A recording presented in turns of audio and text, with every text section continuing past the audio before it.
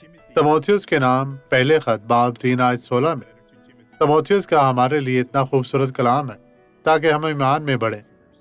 इसमें कलाम नहीं कि दीनदारी का भेद बड़ा है, यानी वो जो जिस्म में जाहिर हुआ और रूह में रासबाज ठहरा और फरिश्तों को दिखाई दिया और गैर कौमों में उसकी मुनादी हुई और दुनिया में उस पर ईमान लाए और जलाल में ऊपर उठाया गया।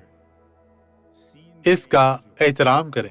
अगर इसने आपकी मिनिस्ट्री में आपको बुलाया है तो आए, लेकिन अगर इसने नहीं कहा है, ना किया है या मना किया है तो आप रुक जाए।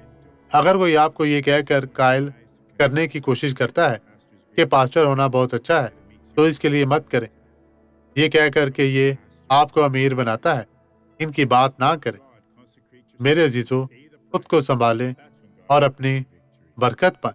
खुदा आप और आपके घराने को बरकत दे। आए दुआ करें। बाप, हम तेरी पाक हुजूरी में आए हैं। जलाल के बादशाह, इन लोगों को बड़ी बरकत दे। इन्हें छू पाक साफ और मसा कर।